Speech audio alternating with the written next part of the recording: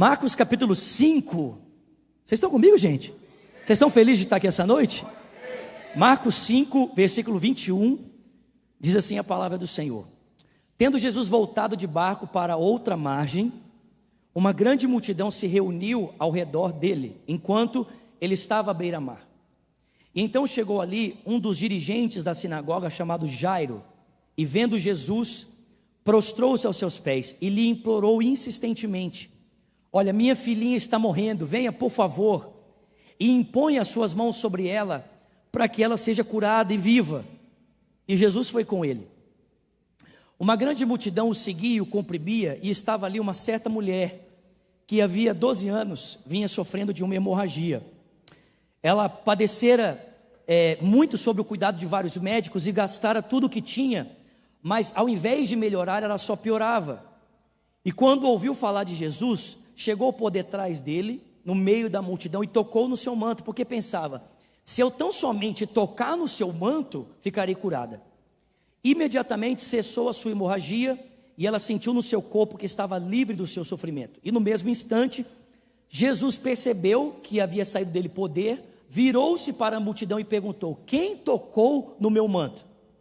Responderam os discípulos: vês que a multidão aglomerada ao teu redor te aperta e nos pergunta: quem tocou em mim? Mas Jesus continuou olhando ao seu redor para ver quem tinha feito aquilo.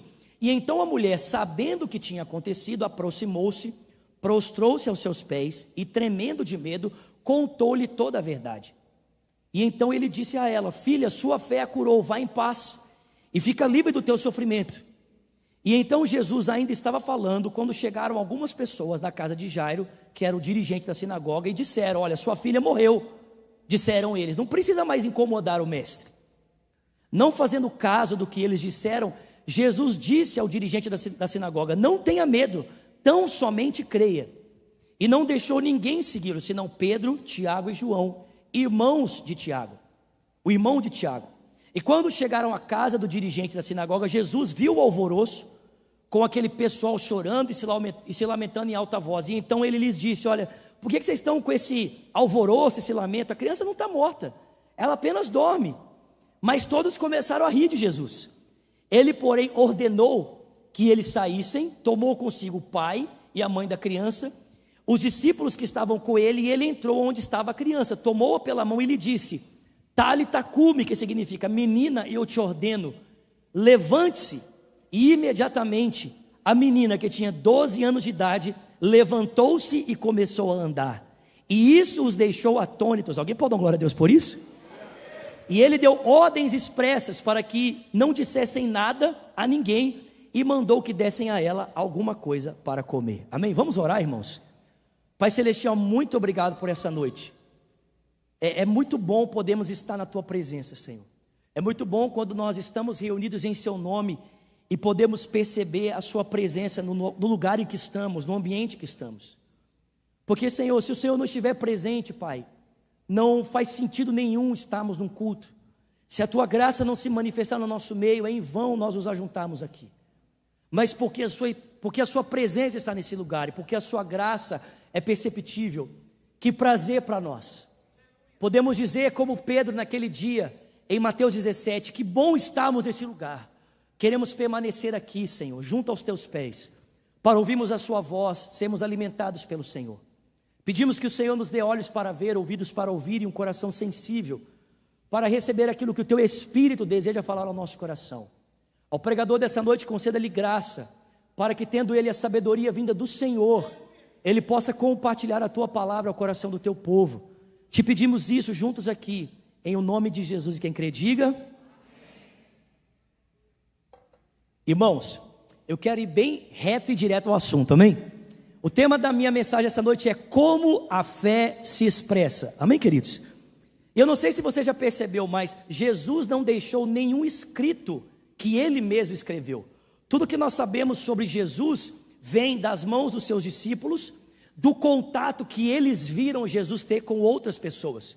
Então, à medida em que Jesus se relacionava com pessoas que ele ia encontrando no meio do caminho, ou à medida que ele se relacionava com os seus discípulos, o relacionamento que ele tinha com as pessoas e com os seus discípulos permitia que as pessoas pudessem enxergar quem ele era, permitia que as pessoas pudessem perceber quem era aquele homem que estava andando entre eles, que era o próprio Filho de Deus. Amém, irmãos?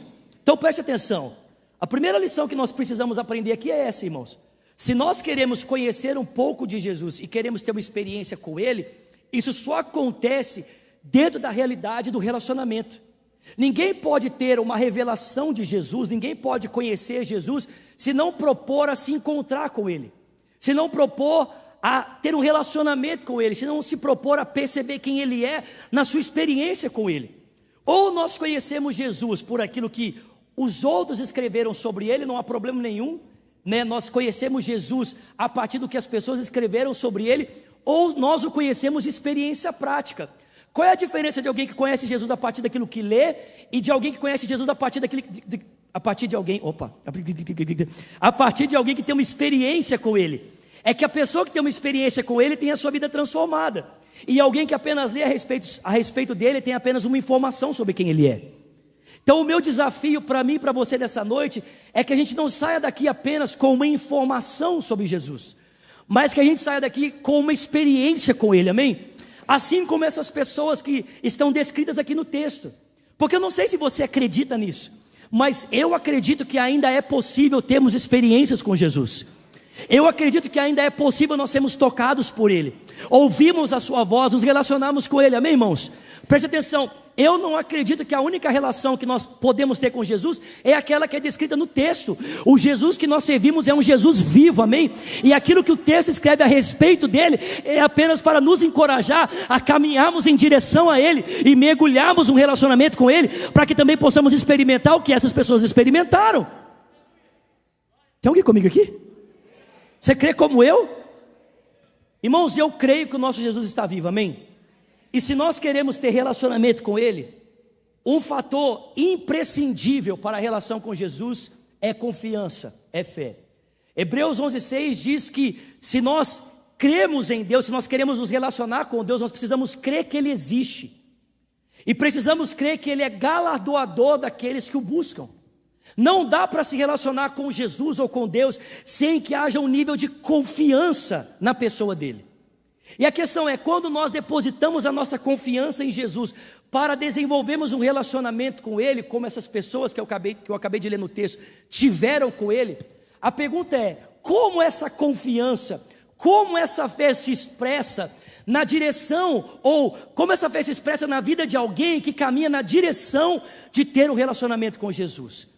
E o texto mostra para mim e para você, irmãos, em primeiro lugar, que a fé que nós temos para nos relacionarmos com Jesus, em primeiro lugar, ela se manifesta como um risco.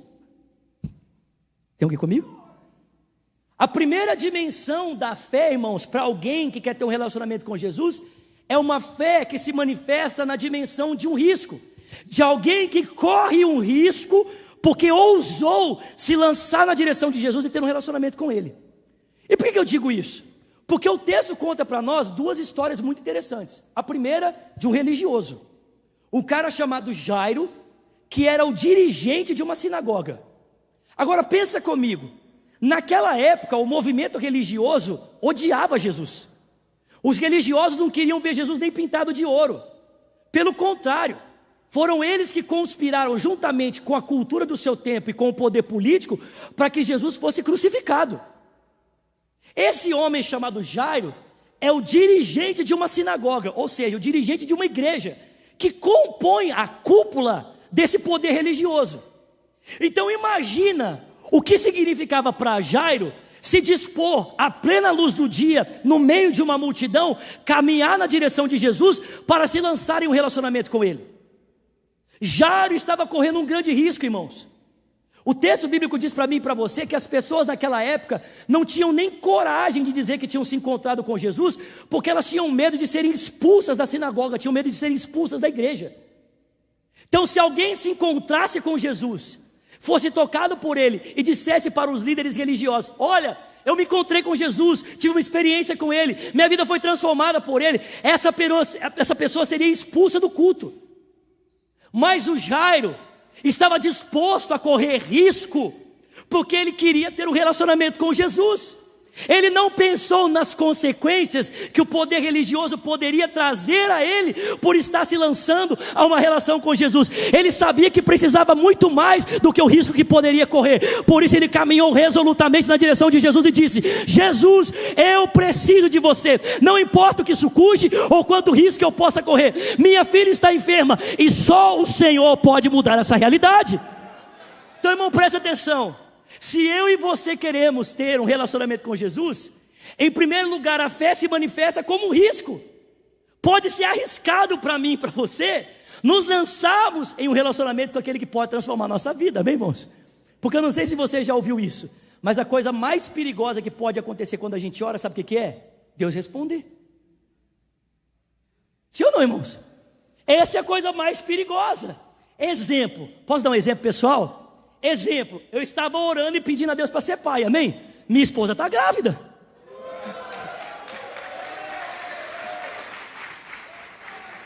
Ô gente, me ajuda aí, celebra um pouquinho mais, a minha esposa está grávida, amém? Esse é o perigo de você orar. Qual que é o perigo de orar, Zular? Tem que você ora e Deus responde.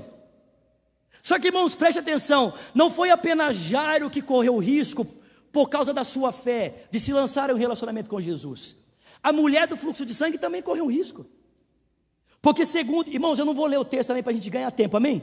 Mas segundo Levítico capítulo 15, versículo 25 a 29, o texto bíblico diz que uma pessoa que tinha essa doença que a mulher tinha, jamais poderia ter contato social.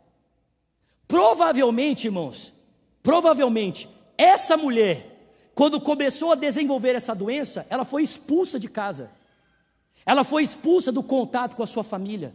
Se ela era casada, fazia 12 anos que ela não podia ver o seu marido. 12 anos que ela talvez não poderia ver os seus filhos. 12 anos que ela não poderia ver um parente próximo. Vocês estão comigo aqui?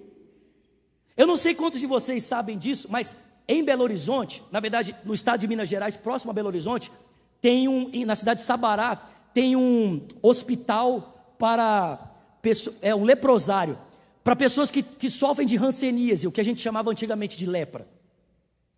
E eu não sei se vocês sabem, mas a cidade de Sabará, essa cidade surgiu exatamente por causa desse leprosário.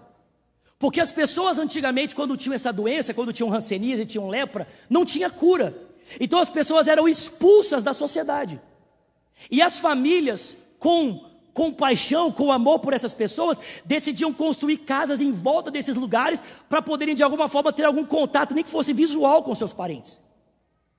Essa mulher, irmãos, foi expulsa da casa dela, 12 anos. E o texto diz que ela já tinha gastado tudo que ela tinha. Muitos médicos tentaram solucionar o seu problema. Seu dinheiro foi todo embora. E quando aparentemente ela não tinha mais esperança, o texto bíblico diz que ela ouviu falar de Jesus. Vocês estão comigo, gente? Irmão, presta atenção, não existe nada melhor para alguém que perdeu a esperança do que ouvir falar de Jesus. Quando os médicos não podem fazer nada e a medicina não tem mais alternativa, e as pessoas olham e dizem, não tem mais jeito, alguém grita, eu conheço Jesus, eu conheço aquele que pode fazer todas as coisas. E a Bíblia diz que essa mulher tomou uma decisão: se eu tão somente tocar na orla do seu manto, eu serei sarada. Irmãos, só que ela estava se expondo a leis que ela sabia que ela não podia quebrar. Irmãos, ao entrar no meio dessa multidão e tocar em Jesus de forma indevida, quebrando as leis, essa mulher poderia ser morta, queridos. Você consegue entender que se lançar num ato de fé e confiança para ser tocada por Jesus e ser curada por Ele, significava para essa mulher correr o risco de vida? Ela literalmente, irmãos, se colocou em risco por causa da sua confiança para desenvolver um relacionamento com Jesus. Deixa eu dizer uma coisa para você: você quer ser tocado por Ele essa noite? Você quer ser transformado por Ele essa noite? Você quer se lançar em um relacionamento com Ele essa noite? Então deixa eu dizer uma coisa para você: talvez a sua confiança depositada nele dessa noite possa colocar você numa posição de risco. E aí ninguém disse glória a Deus. Talvez corra o risco do seu vício acabar. Talvez corra o risco dos seus vícios pecaminosos acabarem. Talvez corra o risco de você nunca mais conseguir frequentar determinados lugares. Talvez você corra o risco de nunca mais conseguir administrar a sua vida da forma como administrava antes. Por quê? Porque se lançar em fé na direção de Jesus significa correr o risco de vida, de ter a sua vida completamente transformada por Ele. Alguém pode dar glória a Deus aqui essa noite? Aleluia! Correr risco. Segundo, irmãos, vocês estão comigo, queridos? Segundo, primeira qualidade da fé que se lança é uma fé que corre risco. Segundo, a fé se expressa correndo risco. Segundo, a fé se expressa em perseverança. Em primeiro lugar, a fé se expressa correndo risco, mas em segundo lugar, ela se expressa de forma perseverante. E o exemplo da mulher aqui é muito claro. 12 anos doente, 12 anos tentando tratamento, 12 anos sem ter resposta, censurada pelos líderes religiosos, abandonada pela multidão. O texto diz que essa mulher precisou ouvir apenas uma palavra para que o seu coração se postasse, se colocasse de forma determinada a buscar aquilo que ela precisava. Como é o nome disso? Perseverança. Essa mulher lutou por 12 anos e estava disposta a continuar lutando, porque ela sabia que agora ela poderia ter um milagre como ela nunca tinha experimentado.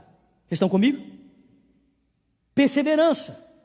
Só que, irmãos, nós vemos perseverança não apenas no exemplo da mulher, mas nós vemos perseverança principalmente, irmãos, no exemplo de Jairo. Olha que loucura, queridos. Vocês estão comigo aqui, gente? Olha que loucura. O texto diz que a mulher veio por detrás de Jesus e tocou na orla do seu manto. E quando ela tocou, ela recebeu poder e percebeu no seu corpo imediatamente que o seu fluxo havia encerrado. Só que imagina aí, vocês estão comigo aqui? Imagina, Jesus está aqui, a mulher vem, toca na orla do manto dele, recebe poder e é curada. Só que aqui desse lado tem um homem que é um chefe de uma sinagoga assistindo tudo isso. E sabe o que significava para Jairo ver a mulher tocando na orla do manto de Jesus? Significava que alguém imundo havia tocado nele. E se o imundo tinha tocado em Jesus, na perspectiva de Jairo, Jesus agora estava o quê? Imundo. Como é que o imundo poderia dar vida para sua filha?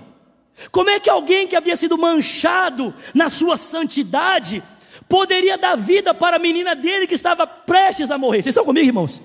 Então, em primeiro lugar, o Jairo viu uma imunda tocar em Jesus. Só que, irmão, presta atenção, quando o imundo toca em Jesus, não é Jesus que é contaminado pela imundícia, é o imundo que é sarado pela sua santidade.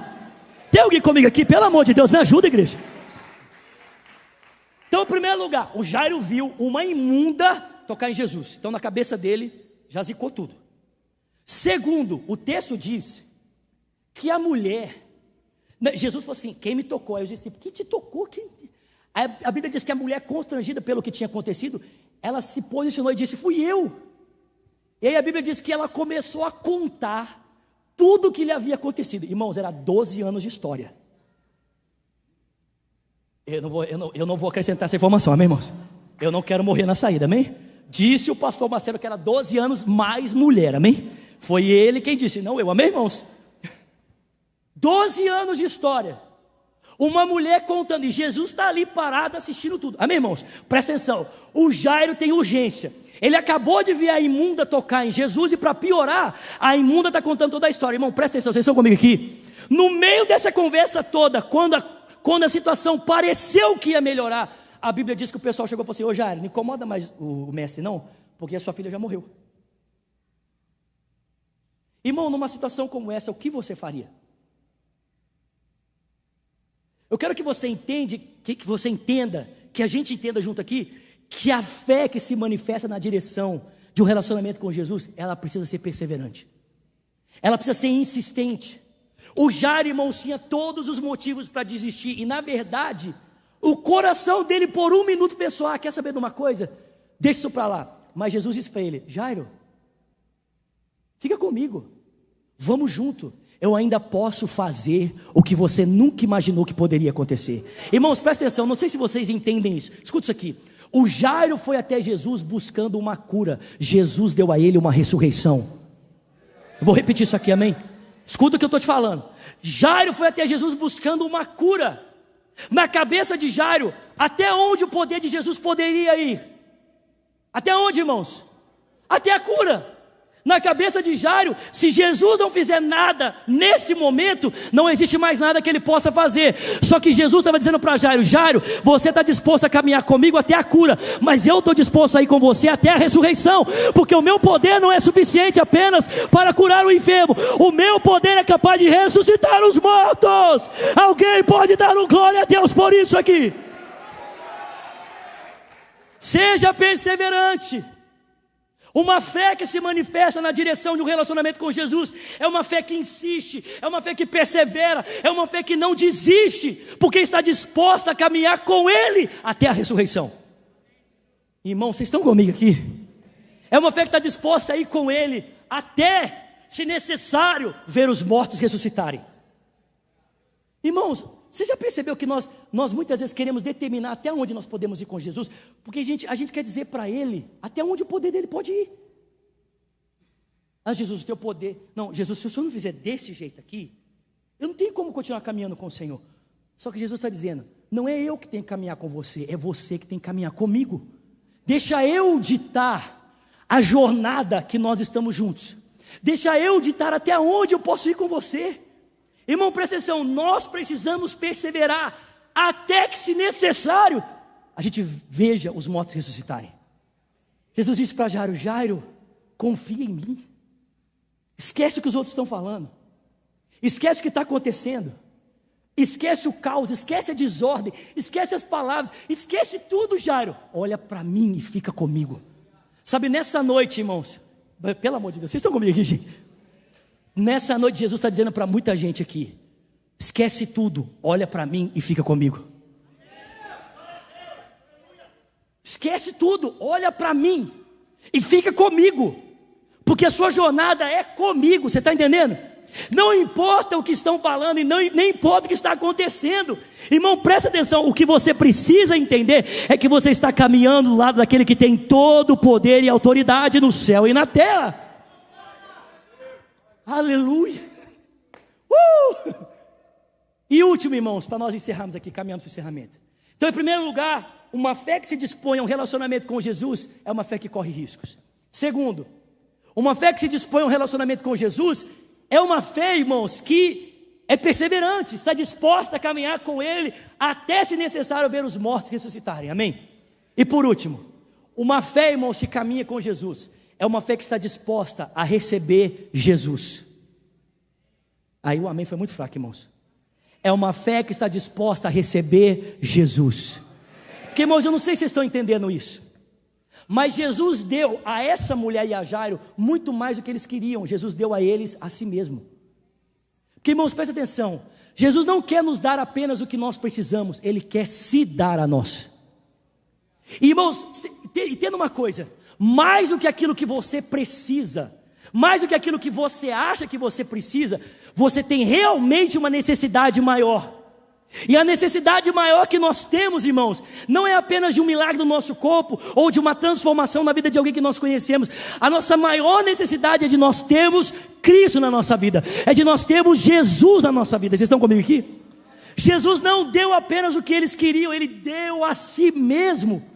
Irmãos, o que nós precisamos entender é que em cada ato de Jesus e em cada palavra, Ele não estava dando algo além de si mesmo, Ele estava dando a si mesmo através daquilo que fazia e falava. Ele estava entregando a sua vida, irmãos. Vocês estão comigo aqui, pelo amor de Deus. Irmãos, cada ato e palavra de Jesus era o seu esvaziamento por nós, era a sua entrega por nós, porque Jesus não nos quer dar alguma coisa, Ele quer se dar a nós, Ele quer se entregar por nós. Afinal de contas, não foi isso que Ele fez na cruz, irmãos? Eu não sei se você entende, na cruz Jesus não te deu algo, Ele deu a si mesmo por você. A gente fica olhando, irmãos, e fala assim: não, Jesus me deu a salvação na cruz. O que você ainda não entendeu é que a salvação é exatamente Jesus. Se você não tem Cristo, irmão, não dá para ter alguma coisa fora dele. É impossível nós termos alguma coisa de Jesus se nós não tivermos a Ele. Para nós termos algo dele, nós precisamos ter a Ele primeiro, porque Ele se dá por meio das palavras, Ele se dá por meio das ações, Ele se entrega por nós nos seus atos, palavras e até mesmo na cruz. Ele se entrega por nós. Uma fé, irmãos, uma fé que se lança na direção do relacionamento, é uma fé que corre risco, é uma fé que persevera, e uma fé que está disposta a receber Jesus. Irmão, você consegue entender que depois da espera de Jairo, ele conheceu mais de Jesus do que ele imaginaria conhecer? Sim ou não? Depois da espera de Jairo, depois que ele esperou e ficou ali paralisado aquele tempo, ele conheceu mais de Jesus do que ele conhecia antes. Antes ele sabia que Jesus tinha poder para curar, mas depois da espera, ele chegou a uma conclusão: Jesus tem poder para ressuscitar os mortos. Vocês estão entendendo? Por quê, irmãos? Porque o cerne da questão não é nós temos algo, mas é nós temos a Ele. Vocês estão entendendo isso aqui que eu estou falando? É termos Jesus. É termos Jesus. Agora, só para a gente encerrar aqui, eu acho interessante esse negócio de Jesus levar Jairo a esperar para ver uma ressurreição. Porque, irmãos, presta atenção, Jesus poderia tranquilamente ter liberado poder para aquela mulher, rapidamente ter ido à casa de Jairo, ter curado a filha dele. Ele poderia ter feito isso. É óbvio que nem a mulher e nem Jairo teriam mais de Jesus se a coisa tivesse acontecido desse jeito. Para que aquela mulher e Jairo tivessem mais de Jesus, era necessário aquele tempo de espera e aquele diálogo com a mulher. Para que a mulher recebesse mais de Jesus e Jairo pudesse receber mais de Jesus, tudo aquilo foi necessário. Sabe o que é interessante, irmãos? A espera foi fundamental para que aquela mulher e para que Jairo pudessem conhecer mais a respeito de quem Jesus era. Estão entendendo isso? Irmãos, não foi exatamente isso que Jesus também fez com os seus discípulos? Ele se entregou numa sexta-feira, sim ou não, irmãos? E permaneceu no sepulcro no sábado, para que no domingo ele pudesse ressuscitar de dentre os mortos. E naqueles 3 dias em que os discípulos esperaram por Jesus na sepultura, ao sair, Jesus pôde revelar a eles algo que eles ainda não sabiam sobre ele. Vocês estão comigo, irmãos? Vocês estão entendendo o que eu estou falando? Presta atenção. Jesus entrou na sepultura e permaneceu ali, e os discípulos ficaram esperando. Mas, irmãos, a espera foi fundamental para que aqueles homens pudessem conhecer algo sobre Jesus que eles nunca tinham visto na vida deles. A espera foi determinante para que aqueles homens não tivessem apenas um milagre, mas tivessem o milagre maior, que é Jesus. Por que eu digo isso? Porque muitos de nós não queremos esperar, muitos de nós não queremos aguardar, a gente quer que a coisa seja resolvida de imediato. Só que, irmão, preste atenção: se Jesus fizer o que você quer do seu jeito, você nunca vai conhecê-lo mais do que ele já se revelou a você. Consegue entender, querido? A espera é necessária para que você tenha de Jesus mais do que você já imaginou ter, para que ele se revele a você de uma forma como ele nunca se revelou antes. Vocês estão entendendo, irmãos? A espera é determinante para que você não tenha apenas um milagre, mas para que você tenha mais de Jesus. Para que ao terminar esse período, você possa olhar e dizer: eu te conhecia só de ouvir falar, mas agora os meus olhos te veem. Eu sabia que o Senhor fazia isso, mas agora os meus olhos te veem. Você pode ficar de pé no seu lugar, por favor? Glória a Deus. Nós temos pessoas do Brasil, Estados Unidos, Japão, Uruguai, Alemanha, Irlanda, Angola. Alguém pode dar glória a Deus por isso? 45 pessoas no metaverso, mais de 2 mil pontos conectados conosco. Dá um glória a Deus aí, Lagoinha, pelo amor de Deus. Uma fé que se lança, uma fé que se expressa, uma fé que se expressa, que se lança na direção do relacionamento com Jesus, é uma fé que corre risco. Segundo, é uma fé que persevera. E por último, é uma fé que está disposta a ter muito mais, está disposta a ter mais de Jesus do que apenas aquilo que precisa. Sabe, nessa noite, irmão, eu oro para que, através do que nós precisamos, eu oro para que através do que nós necessitamos, nós possamos ter uma revelação maior de quem é Jesus. Que se você precisar de um toque no seu corpo, se você precisar de uma cura, seja aqui nesse auditório ou pela internet, que ao ser tocado por Jesus, você conheça o Cristo que pode curar todas as coisas. Que ao receber uma provisão, você conheça o Cristo que pode prover todas as coisas. que ao receber restauração na sua família, você possa conhecer o Cristo que é capaz de reconciliar todas as coisas. Zulata, é possível ser tocado por Jesus e não conhecer nada sobre Ele? Sim, é possível. Olhe para aqueles 10 leprosos, a Bíblia diz que apenas um voltou para agradecer. Por quê? Porque 9 receberam um milagre, mas um recebeu uma revelação de quem era Jesus. Através daquele toque, daquela cura, ele reconheceu: Jesus é mais poderoso que essa cura, Ele é mais maravilhoso que esse toque na lepra, Ele é mais poderoso do que isso. E ele voltou para dizer: muito obrigado, Jesus. Feche os seus olhos, por favor.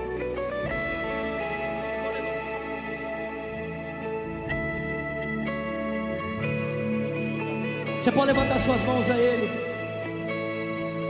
Vamos lá, igreja, por favor. Fala alguma coisa para Ele nessa noite. Deixa Ele tocar você, deixa Ele falar com você. Jesus, nós queremos um relacionamento contigo. Nós não queremos apenas as obras das suas mãos, nós queremos te conhecer. Através das suas mãos queremos ver a tua face, queremos conhecer quem o Senhor é, queremos nos lançar no relacionamento contigo, Jesus.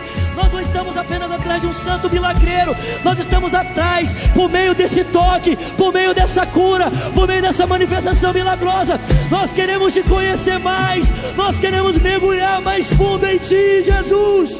Aleluia. Queremos correr o risco, queremos perseverar e queremos ter mais de ti, queremos ter mais de ti, queremos ter mais de ti, Jesus.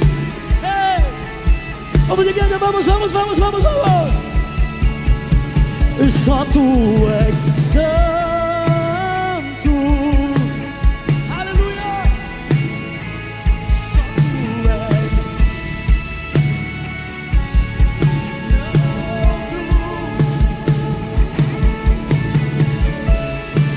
E não há outro como tu, não há outro como tu. Vamos amanhã, vamos, cante isso. Só tu és santo. Aleluia. E só tu és. Aleluia. E não há outro como tu.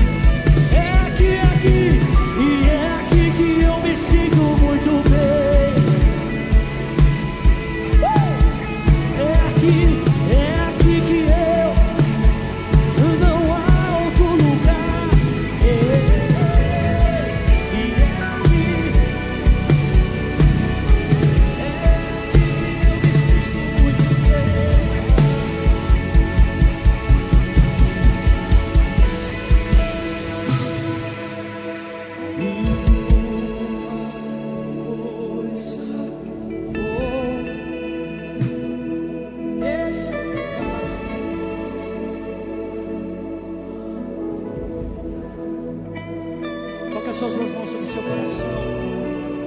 Coloque as suas duas mãos sobre o seu coração, por favor. Feche os seus olhos. Mais de Jesus. E uma coisa me deixa eu ficar nesse lugar.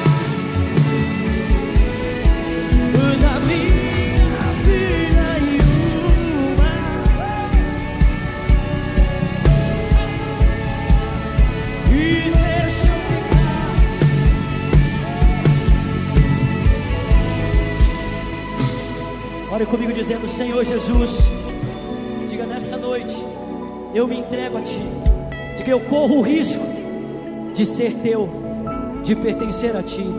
Diga: Jesus, minha vida é Tua. Diga: eu quero caminhar contigo, quero ter mais do Senhor na minha vida, quero Te conhecer mais. Diga: Jesus, recebe a minha vida. Ore também dizendo: e eu, Jesus, que um dia andei nos Teus caminhos, mas eu me desviei. Diga: nessa noite, arrependido, eu volto na certeza de que o Senhor me recebe. Se você está me assistindo online, você vai digitar hashtag eu decido por Jesus, aí no metaverso, ou pelo YouTube, pelo Instagram, não importa, digita para mim hashtag eu decido por Jesus. Nós queremos orar por você, nós temos moderadores online, queremos pegar o seu nome, queremos caminhar de pertinho com você, ok?